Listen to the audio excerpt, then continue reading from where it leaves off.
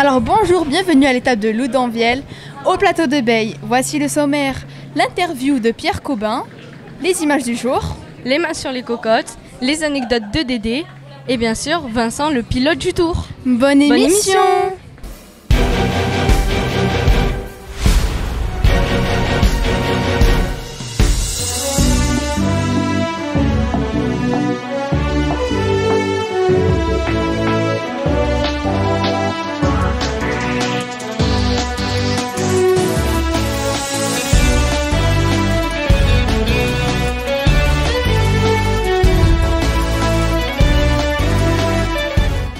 Tu sais ce qui me manque? Non, c'est quoi?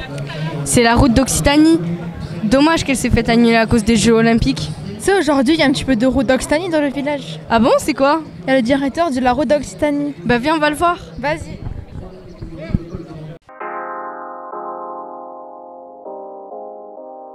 Bonjour Pierre, peux-tu nous rappeler les raisons de l'annulation de la route d'Occitanie cette année? Alors, contraint et forcé par manque de forces de sécurité, police et gendarmerie, qui étaient prises donc sur l'organisation de la flamme olympique notamment. Est-ce que cette annulation va permettre de donner un nouvel élan pour la route d'Occitanie l'année prochaine? En tout cas, ça aura permis à toute mon équipe de se reposer. Et puis oui, bien sûr, on va repartir de plus belle l'an prochain au mois de juin. Toi qui es originaire d'ici, peux-tu nous parler des routes d'ici? Ici c'est le paradis du cyclisme.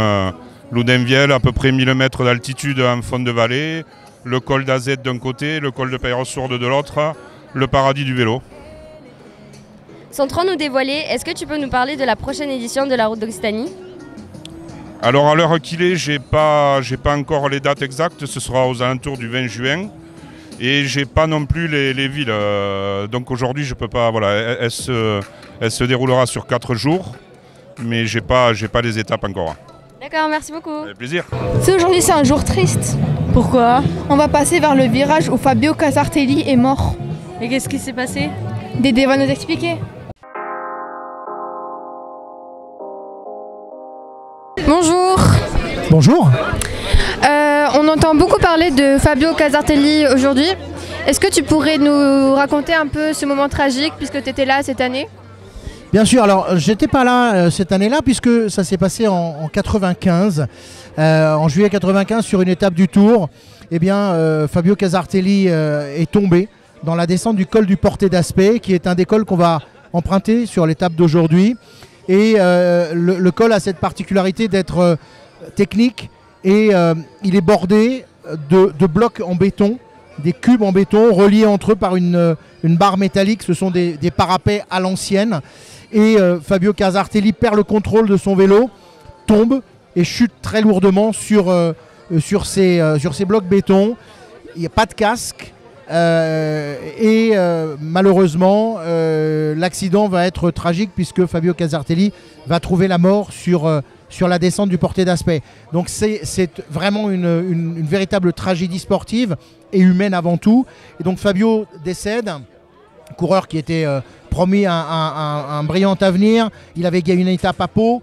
Il était vraiment dans ces coureurs qui avaient un brillant avenir. Et même s'il avait eu aucun avenir, il ne méritait pas de mourir, bien sûr. Alors ce qui s'est passé, c'est qu'à ce moment-là, le Tour de France ainsi que les services des routes, à l'époque c'était l'État, c'était la DDE, se sont rapprochés et ont dit ça serait quand même bien qu'on arrive à trouver une solution pour sécuriser la route du Tour. Et c'est de là qu'est parti ce partenariat qui aujourd'hui dure depuis 1996. En 1996, on crée ce partenariat sur la sécurité de la route, partenariat qui commence à vivre avec quelques panneaux, quelques voitures, quelques petits fourgons et puis quelques bottes de paille ici ou là dans les endroits dangereux. 97, on monte en charge, c'est là où moi j'apparais fin 96 et début 97, et puis après on continue et on augmente la voilure.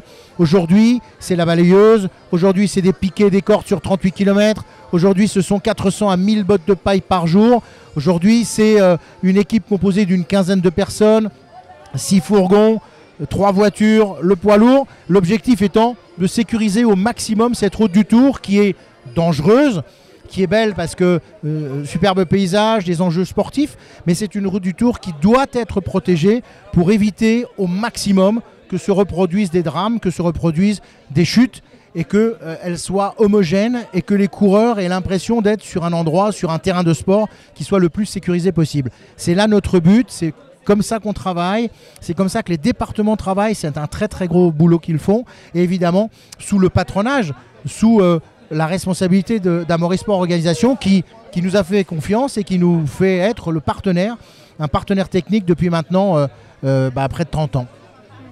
Merci. Merci à toi et à bientôt. T'es belle aujourd'hui. Oui, mais pas plus belle que les images du jour.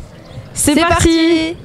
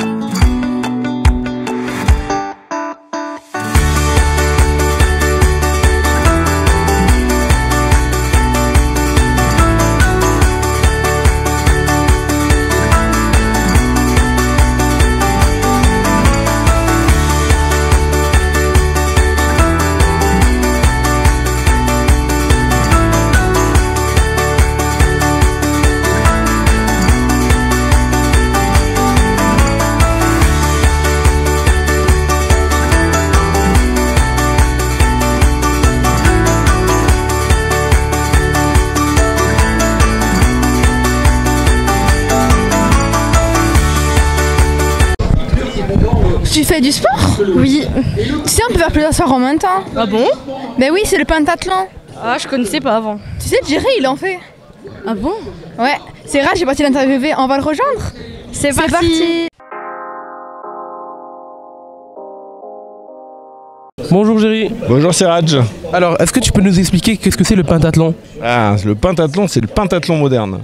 Donc ça a été créé par Pierre de Coubertin pour les Jeux de 1912. Et c'est 5 épreuves qui sont complètement différentes pour en faire le sport le plus complet des Jeux Olympiques. Tu as de l'escrime, tu as de la natation, tu as de l'équitation, tu as du tir au pistolet, tu as de la course. En fait, l'histoire rapide, c'est un messager qui part avec un message, il est à cheval, il combat des ennemis avec son pistolet, ensuite il les combat avec son épée, il traverse une rivière et il finit en courant. Est-ce que tu peux nous expliquer le parcours que toi t'as emprunté pour devenir arbitre? En fait, au départ, je suis pentathlète, donc j'ai fait les 5 disciplines à un niveau très correct. J'étais en équipe de France cadet il y a de nombreuses années maintenant. Et quand on a vu qu'on avait les Jeux à Paris, j'ai décidé de suivre le parcours de l'Union internationale de pentathlon moderne, qui t'impose d'avoir un e-learning, du présentiel et un examen écrit pour atteindre le plus haut niveau, c'est-à-dire arbitre de niveau 3, où tu peux arbitrer les 5 disciplines. Et est-ce que pratiquer ces 5 sports est obligatoire pour devenir arbitre? Pas forcément. On a beaucoup de gens qui viennent soit de l'escrime, soit du laser run. Le laser run, c'est l'épreuve dans laquelle tu cours, tu t'arrêtes pour tirer au pistolet, un peu comme le biathlon nordique où on fait du ski, on s'arrête pour tirer au fusil. Nous, c'est tir au pistolet et course. Et on a des gens qui viennent de ce sport-là pour être arbitre, mais ils n'arbitrent que le laser run. Alors que moi, j'arbitre les 5 disciplines. Et d'après toi, quels sont les pays qui excellent dans ce domaine? Alors aujourd'hui, il y a des pays qui sont très émergents et l'Égypte est un pays extraordinairement fort. Donc on peut penser qu'on aura un ou une championne olympique égyptien. Il y a la Corée, il y a les Anglais, les Hongrois et nous, on a une chance de médaille en garçon et en fille, mais on espère. Merci Géry, au revoir. Merci, bonne journée. Tu sais comment c'est quand les coureurs ils arrivent? Oui, d'abord il y a plein de motos et après c'est les cyclistes. Ah, ça tombe bien, on a interviewé Vincent, il est motard. Oui, et c'est Anas qui l'a interviewé. On vous montre ça. On vous montre ça.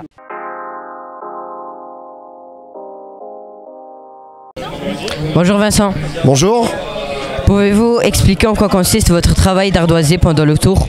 Alors on est là pour venir donner les temps aux coureurs. Par exemple quand il y a une échappée, on est là pour venir les pannoter avec l'ardoise. L'ardoisière leur présente l'ardoise avec la différence de temps. Par exemple s'il y a 1 minute 30, elle écrit 1 minute 30 sur l'ardoise. Comment vous assurez de bien afficher les écarts de temps entre les coureurs? Comment s'assurer de bien afficher les écarts de temps, c'est ça? Oui, voilà. Eh ben, c'est l'ardoisière qui écrit les temps, donc il faut qu'elle écrive assez gros et puis du mieux possible, parce que c'est vrai qu'elle le fait quand on roule, donc forcément, il faut qu'elle s'applique à écrire. Quelles compétences sont nécessaires pour être un bon ardoisier sur le tour? Alors moi je suis le pilote, je suis pas l'ardoisier, donc ça c'est le boulot de l'ardoisière. Mais bon le but c'est on a les temps qui sont donnés par les motos info, et dès qu'on a les temps, le but c'est d'aller les donner le plus rapidement possible aux coureurs pour qu'ils sachent tout de suite quelle est la différence de temps. Comment communiquez-vous avec les équipes de course et les coureurs pendant une étape? Par l'ardoise. C'est avec l'ardoise, on sert de l'ardoise, c'est notre seul support qu'on a pour communiquer avec les coureurs. Quel type de formation avez-vous suivi pour devenir un ardoisier? Alors moi, comme je te disais, je suis le pilote, donc moi j'ai fait des courses de vélo avant. J'ai fait de la compétition pendant 11 ans et donc ensuite je me suis mis à la moto, j'ai été sur des courses de vélo et puis un jour je suis rentré chez ASO et puis voilà, aujourd'hui ça fait mon 8e tour à l'Ardoise. Comment gérez-vous les conditions météorologiques pendant le tour? Alors c'est pas tout le temps évident parce qu'il y a des matins on va partir pas trop couvert parce qu'on se dit il fait chaud. Et puis à un moment donné, dans l'étape, ça se rafraîchit ou il se met à pleuvoir. Donc on s'arrête vite fait, on s'équipe du mieux possible et puis on repart. Pouvez-vous partager une anecdote ou un moment mémorable de votre expérience? Une anecdote ou un moment mémorable.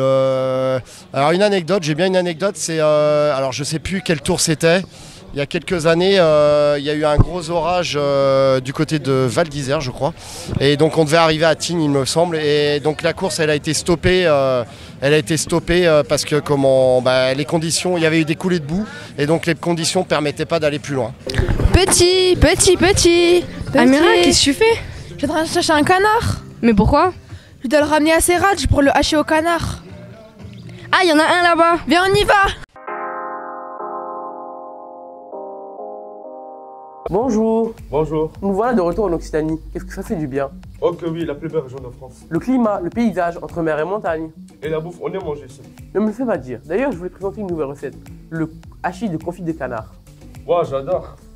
Simple et efficace et tellement bon. On y va? Inventé dès l'Antiquité, la cuisson dans la Grèce était autrefois un moyen de conservation. Une technique ici au rang de la gastronomie depuis Henri IV. Henri IV, élevé à la campagne, sollicite le gouverneur du Béarn de lui faire parvenir une douzaine d'oies salées, les plus grosses que vous pourrez trouver, de sorte qu'elles fassent honneur au pays. Qui table paysanne, le confit d'oie passe alors aux tables des seigneurs. C'est l'heure de commencer. Oui, ce canard me donne faim. On commence par mettre les gants, on attaque la chirurgie. Ok, je te suis. On commence par décortiquer la viande de ses os. On laisse rien, j'imagine. Non, on récupère tout. En parallèle, nous portons à ébullition 3 ou 4 grosses pommes de terre. La purée maison est quand même meilleure. On s'attaque maintenant au moment émotion. Ah oui, lequel? Ça va pleurer dans les chaumières. On s'attaque à l'oignon. Prêt à verser une petite larme?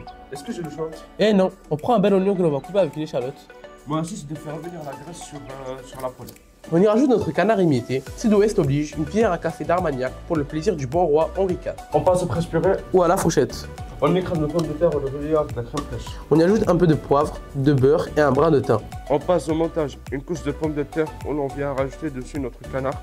On recouvre avec une nouvelle couche de pommes de terre, du thym, du fromage râpé et direction de four pour 15 à 20 minutes, le temps que le fromage gratine. C'est simple en fait, non? Oui, c'est simple et tellement savoureux. Ça vaut bien un petit feu d'artifice. En ce 14 juillet, le feu d'artifice de saveur. On se donne un petit rendez-vous demain? Et non, demain, journée repos, mais on revient très vite. A bientôt alors, entre bruissant et Nîmes. Au revoir.